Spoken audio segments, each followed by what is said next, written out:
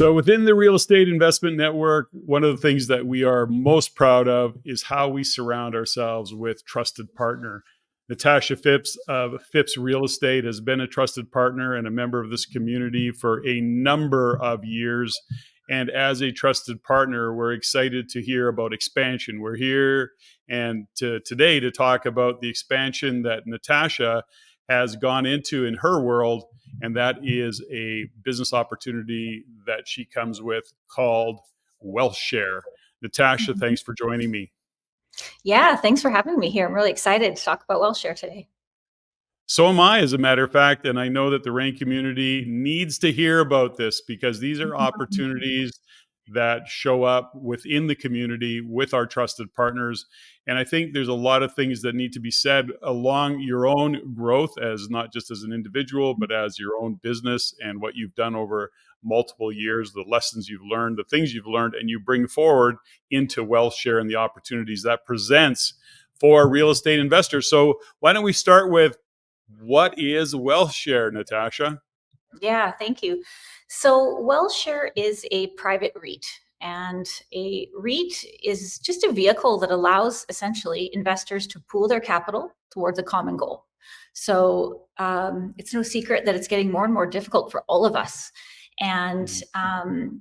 through my career as a real estate investment specialist and an investor myself, I'm facing the exact same challenges as everybody else and hearing a lot of the same issues and struggles. And so, when I kind of got to the point of wanting to get into the multifamily space in my own world as well, it just makes sense to pool resources together and be able to access opportunities that we wouldn't be able to do on our own, really.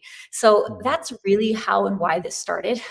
But what's so cool about it is people can invest passively in these types of opportunities without having to qualify for financing or worrying about managing hundreds of doors and all of the ins and outs with that. But you can still have a sliver of your portfolio invested in whatever a specific REIT or passive opportunity might offer. So that is what is so exciting about it, in my opinion. Well, there's so many places to go with this, but I want to say this is that, certainly you make a great point. Right now, in what's going on in the world, what's going on in the world of real estate, what's happening in Canada, what's happening on a global macro scale, we have to believe, and I do believe, I have all the data to support it, that real estate remains a powerful investment. And I think anybody would be remiss to not park capital in real estate in Canada. Having said that, to your point, the headwinds are big, from high interest rates to difficulty in financing and getting mortgage financing if you want to own that asset, to even the reality of qualifying for a mortgage regardless, and then having the down payment to cover it all. All to say this is that in this market, a REIT gives us the opportunity to put our capital to work, to not have to jump through all the hoops of getting mortgage financing, dealing with those interest rates, and qualifying for the mortgage, coming up with huge amounts for a down payment, but still being able to put capital to work. And I want to say that really clearly, and that real estate investment trust, a REIT, is a way to do that. And that's what really WealthShare is offering the REIN community and others, of course, is that this is the opportunity to put money to work in real estate. So, having said all of that, get your money invested in real estate. This is an opportunity within a REIT. But let me ask you this: within WealthShare's world, is Mhm. there a specific model that you have of investing that capital, Natasha? Yeah. We really wanted to come to market and be a couple things. One, as accessible as possible to as many people as possible. So we did Mhm. everything in our power to be accessible. We lowered our minimum investment to $5,000 or more. And we also accept registered funds. And so what that meant for us was, okay, we have people getting into real estate the very first time, or they're investing their retirement savings with us. We do not want to take big risks. So the second half was accessibility, but then as removing as many variables as possible was really our second goal pretty quickly. And so we're not developing, we're not doing major, large scale renos, because we all know those have more and more variables. And I Mhm. feel right now where the climate is, safe, slow, steady, boring is attractive. And Mhm. 2 years ago, we were maybe not quite there, but we're definitely there now. And I think we need that more than ever for investing our hard-earned capital, even if it's just protection of capital. So that's what our investors love about us. There's plenty of development opportunities out there, of course, but we really want to hit the nail on the head, do an excellent job in buy and hold multifamily real estate with a focus here in Alberta. And that's it. We're not reinventing any wheels here. We're just um, achieving those economies of scale because we can get into the multifamily space and access the types of financing that you really need right now to make the numbers work. Well, something that you said there, which I think we have to shine a light on, which is the reality and what you stated. So, first off, is the reality that Alberta continues to lead the way when it comes to Mhm. the economic drivers, the economic influencers, the economic fundamentals that drive real estate. You're specifically investing in real estate in Alberta.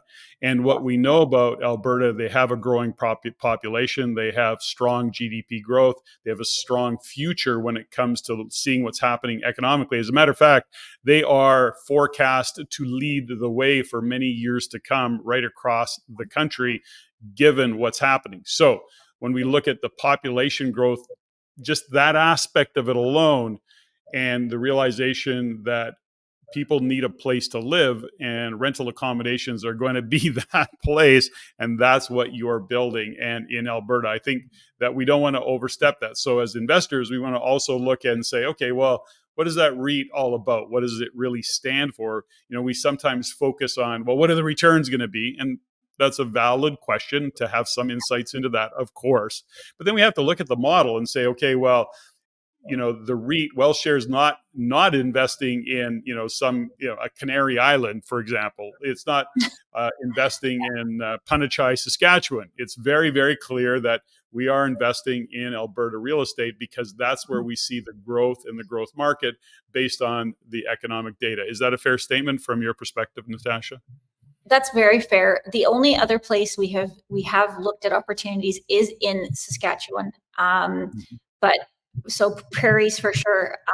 The legislation around managing these assets in British Columbia and Ontario are just too, it's too impactful. It's too big of a risk. It's too much of a problem from Yeah. a management standpoint that we won't even look there. So definitely, absolutely, Alberta is our 100% focus. I mean, this is where we have the connections and the opportunities and everything. And it's such a good time for us here. So that is 100% our focus. Our first investment was in property management in terms of staff, because Mm. money is made in multifamily real estate with how well you manage it. That's really what it's all about. And so proximity to these assets, plus having good legislation in place to allow us to do our job well, is critical when it comes to delivering a targeted 12% return annually that we have to our investors. Well, I think for some of the more sophisticated investors that might be listening to this and hearing this, this is such a great opportunity to understand that when you look at NOI, and I like what you said about property management, when you look at net operating income, you Yeah. either have to bring the cost down or bring the top line up. And you have a way of doing that in both Alberta and, to your point, Saskatchewan, if there's an opportunity there. I mean, Mhm. at the end of the day, we don't have those rental restrictions that Ontario and British Columbia have. We have some flexibility in how we set rates. We have some flexibility in terms of being able to increase that top line when it's appropriate based on what's happening in market conditions. We know that Saskatchewan's very, very well known for their cash flow in their real estate deals. Alberta has both a little bit more appreciation given what's going on in Alberta, but also cash flow given the points of entry. So I love that whole model. And Mhm. 12%, I think, is probably a fairly conservative and definitely an achievable result given the model that you have. So when you look at buildings and what you're investing in, is there a specific multifamily kind of, are you looking at 12 units or more, 50 units or more, or is there a sweet spot for you, or are you just open to what shows up if the deal's right? Yeah, I mean, even for us, there is restrictions, right? So, number one, if there is a large asset, someone still has to be guaranteeing that debt, right? So our Mhm. growth is somewhat restricted in what we can qualify for in terms of net worth of the entire portfolio. So the more Got it. we grow, the more we achieve those economies of scale, that will certainly change. Now, right now, we've been kind of focused on the 20 to 40 unit type of assets, and Mhm. we like new or new-ish, or and in areas in particular with my Alberta history that I know are in demand no matter what is happening here in Alberta. So that it brings a lot of good insight on the rental market on the sales side. So we look for areas that are always in high demand, that attract a high quality tenant in good areas. And we know that those types of areas are always desirable no matter what, right? So we'd rather pay a little bit more, have that good quality tenant in a good area, and not have a lot of variables on the table. So when you look at what you're working backwards from and you grow that particular REIT, and are those investors, are you looking at a timeline of 3 years, 5 years, 1 year? What is the investment window that you're looking at, Natasha? It's a good question. So we're not like closed at all. So as it stands today, we're an open fund that will grow over time. Mhm. The growth, of course, definitely is dependent on capital raising, how well we can do. There's several opportunities I would love to move on this year that are kind of in Mhm. my back pocket, but it does Yeah. depend on capital raising. Like, we don't want to get too far ahead of ourselves either. So slow and steady wins the race. That's our motto for sure.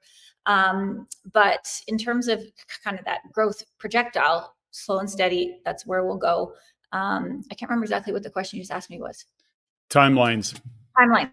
Okay, so timelines. So because it's kind of slow and steady buy and hold real estate, you don't want to have a short window of investment.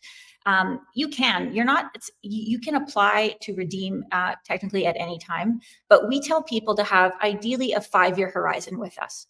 And Mhm. the reason for that is every mortgage that we take on has a 5-year term to it. So we will see, years 1 to 5, and we're, past that now, are going to be acquisition phase, definitely year over year acquisitions. Years 5 to 10, now we can start refinancing these assets, right?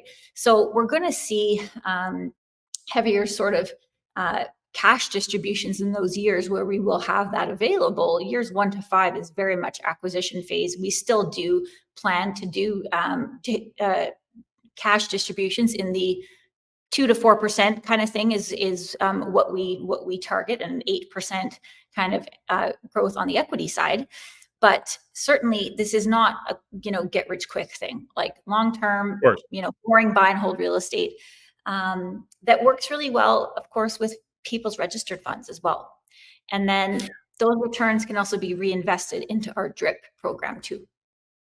So I think that you shine a light on something that we often say, which is not timing the market, it is time in the market. And it really is about putting your capital to work, letting real estate do what real estate does, letting you Mhm. do what you do based on your experience, which is buying great deals with a future, not a past, that we're growing into and that supports the investment strategy over a longer period of time. You know, I am such a fan of REITs right now for any number of reasons, not the least of which is, back to your point, if you've got some RSP capital or TFSA longer term money that you're going to tie up anyways, what better place to place it than in real estate? I think Mhm. that's really just a smart strategy.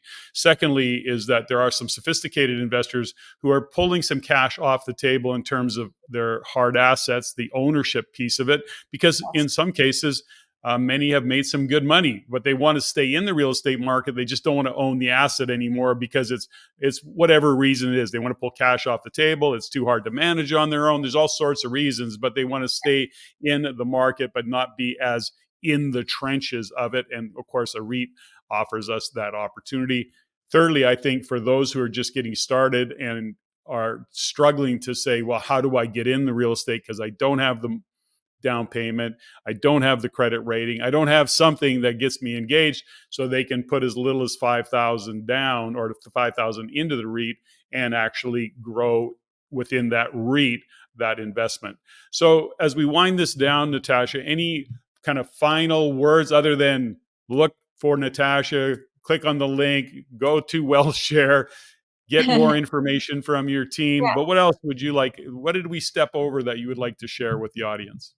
I think it's important to mention too that with WellShare, we are really trying to like share what we are learning along the way, because a lot of our passive investors are also active investors. Mm-hmm. So we're approaching 300 investors Mm, inside of our fund now. Each and every one of them, still could reach out at any time. Like, we're a small sort of startup right now, which is exciting from an investment standpoint, but also just from a getting involved kind of standpoint. So we very mhm, much share the wealth. I have investors pick up the phone and call me like, "Hey, did you experience this on your acquisition?" Right. So we're trying to build a mhm, community here. We do a lot of events as well and sharing what we're learning. So being a part of the WellShare community would also give you access to that, which is nice. And the accessibility point is something we're very, very proud of. I believe we may have started this actually in the market. Now almost everybody is accepting $5,000 or more. We were the first. Everybody told us we uh, were nuts. But I would rather people start than wait. So dip a toe, start somewhere, even for our younger generation too, right? Like, it's only getting harder for them to buy. So mhm. dip a toe, get started. We need our smaller investors and our larger investors as well. But that's what this is all about, is creating that sort of cohesive space for everybody to have a sliver of this. And we also talk a lot about diversification here. So we hope to be that boring little sliver in your portfolio. Yeah, you know something? I love it. And so, folks, don't buy into the headlines. Yes, the headwinds are heavy, but there is still, and I can't stress enough, I believe that real estate must be part of Mhm. anybody's long-term financial wealth growth, if you will. That's got to be in your strategy. This is something that can't be, I think, in my world, overstated, given the research that I do when I look out into the future. Natasha, thank you so much for sharing today about WellShare. Folks, make sure you follow up with Natasha, pick her brain, reach out, have some conversation, make some decisions. Natasha, thanks for your time. Thanks so much for having me.